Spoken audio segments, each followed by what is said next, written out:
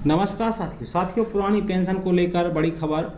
पुरानी पेंशन व्यवस्था दोबारा से लागू होगी या जारी रहेगा एनपीएस। केंद्र सरकार ने ये दिया जवाब। यदि आप एक कर्मचारी हैं और आपकी नियुक्ति 2004 के बाद हुई है तो आप कमेंट्स में ओपीएस जरूर लिखें। यह बात सरकार तक जाएगी और इससे कर्मचारी संघ को सपोर्ट जरूर मिलेगा। तो चलिए इसे विस्तार से जान लेते हैं। इसी तरह की महत्वपूर्ण जानकारी देखने के लिए चैनल को सब्सक्राइब कर लें और साथ में बेल आइकन को प्रेस कर दें। तो चलिए इसे शुरू करते हैं। केंद्र सरकार और विभिन्न राज्यों के करीब 4.25 करोड़ कर्मचारी और राष्ट्रीय पेंशन प्रणाली एनपीएस के दायरे में आते हैं। अब वे सभी पुरानी पेंशन व्यवस्था लागू करने की मांग कर रहे हैं। सरकारी कर्मियों का मानना है कि रिटायरमेंट के बाद जो आर्थिक सुरक्षा पुरानी पेंशन व्यवस्था के तहत मिलती है वह एनपीएस में दिखाई नहीं पड़ती। केंद्रीय कर्मचारियों की मांग को लेकर जेसीएम स्टाफ साइड की राष्ट्रीय परिषद के सचिव शिव गोपाल मिश्रा ने केंद्र सरकार से आग्रह किया था कि उन सभी महकमों में पुरानी पेंशन व्यवस्था लागू कर दी जाए जहां पर 1 जनवरी 2004 या इसके बाद ज्वाइन करने वाले सभी कर्मियों को एनपीएस में शामिल किया गया था। वित्त मंत्रालय ने अपने जवाब में कहा है कि इस विषय पर दोबारा वही दोहराया जा रहा है कि पुरानी पेंशन व्यवस्था को मौजूदा परिदृश्य में लागू नहीं किया जा सकता। मंत्रालय ने यह भी कहा है कि पुरानी पेंशन स्कीम भारत सरकार की एक परिभाषित स्कीम रही है जबकि एनपीएस अंशदायी योजना है।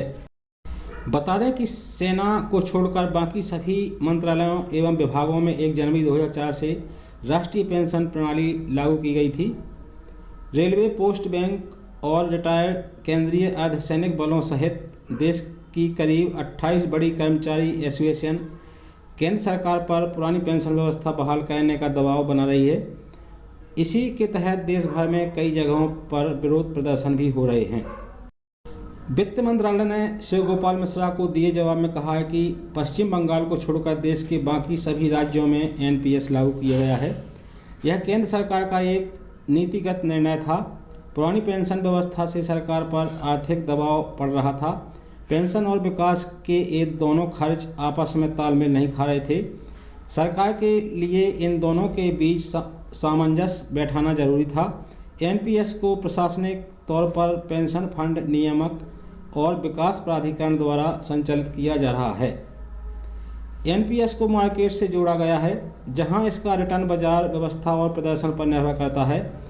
इसमें कोई गारंटी नहीं है कि इतना रिटर्न हो तो मिलेगा ही, मतलब अंतर्निहित और प्रकट तौर पर लाभ के बारे में कुछ तय नहीं होता है। इसमें संचय राशि का विवेकपूर्ण और प्रूडेंशियल तरीके से निवेश किया जाता है।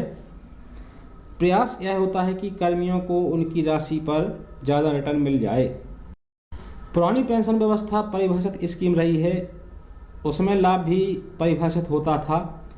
एनपीएस में जमा संचय राशि पर जो रिटर्न आता है उसमें कई तथ्यों का योगदान होता है, जैसे राशि कितनी है, कर्मचारी की आयु, कितने समय तक संचय होगा, निवेश का पैटर्न और उपमार्जित आय आदि बातें देखनी पड़ती हैं। मौजूदा परिस्थिति में पुरानी पेंशन व्यवस्था को लागू करना संभव नहीं है। तो साथियों, इस पर अपने विचार कमेंट्स में ज़रूर लिखें। वीडियो को लाइक करें, शेयर करें। धन्यवाद। जय हिंद।